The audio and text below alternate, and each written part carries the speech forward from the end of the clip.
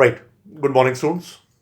Now, having studied the primary functions of bank, which are related to acceptance of deposits, giving interest, right, and then granting of loans, charging interest, we come to the most important aspect of commercial banks, which generally goes um, unmentioned and is not given the credit as such by a layman, not the students of economics like you all are, is the part which commercial banks undertake in creation of money, right? Now we know it that original producers of money or the new money in the market is primarily RBI in Indian case, central bank of a country, and to an extent Ministry of Finance representing the government as far as token coins are concerned. Clear? Now, but what is the role of a commercial bank as such? Right? For that, first thing you need to understand is the difference between high powered money and money supply. Right? High powered money and money supply. For that, I am just taking example of balance sheet of RBI. Balance sheet, all of you are aware of it. In Hindi, it is called as chitta, right? So, RBI, the balance sheet, on the liability side, I am taking certain accounts which are representing liability of the central bank, not commercial bank. Mark it down. Clear? Currency with public. Whatever the paper notes and coins are with the public, we all, that is a part of liability of RBI. Why liability? Think about it. It's a promissory note in which the governor has made certain commitments that I pay the value equivalent to what I have committed. Therefore, currency, the notes and coins should be referred as the liability of RBI, right? If no one honors it, it is RBI who has to provide the value against those notes as it is signed by RBI as such. Clear? Now, vault cash with bank. Bank also requires certain money which they keep it as cash, right? That cash is also a part of RBI's liability. Clear? Come to the third one. Deposits of commercial banks with RBI. Right? Now remember, commercial banks, if they have 100 rupees of deposits, right? 100 rupees of deposit from the public, a portion of it, let's say a small example of 20%, which is 20 rupees. 20%, 20 rupees is out of 100 rupees. 20 rupees have to be always kept with RBI. It is commercial bank's money, which is with RBI.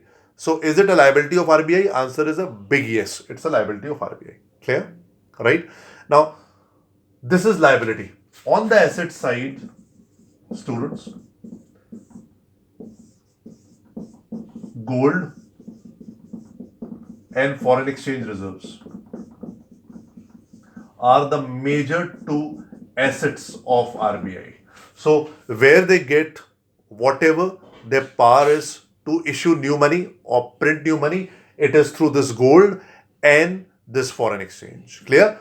The more they have it, more they have the power to issue new currency as such, which is going to be their liability. Come to the third point, students. Right? Loans which they give to government of India. Loans given to government of India, they give it, they take government securities, which we'll discuss a little bit later.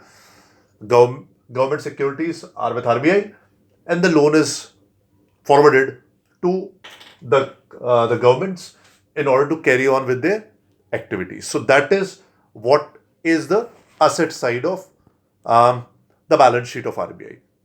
More account suits, but we have taken only few accounts for basic understanding.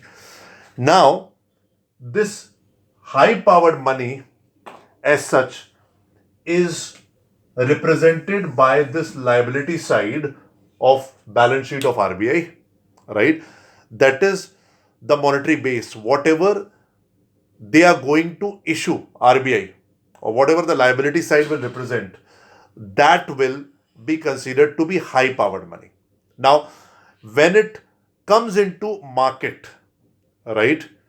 comes into market, it goes through multiple processes wherein the commercial banks play the pivotal role, wherein a rupees 500 from liability side of the balance sheet, once thrown into the market, will not remain 1,500. It may become 1,000. It may expand to 1,500.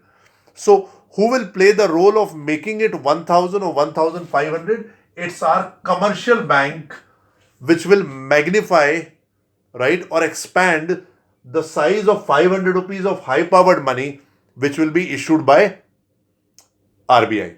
So, in the event, what will happen? The number of times the money passes through various accounts, right, maintained with commercial banks, it will help in creating greater money supply. So, high powered money this much, money supply will be this much. The end result will be money supply will be greater than HPM whenever new money is issued.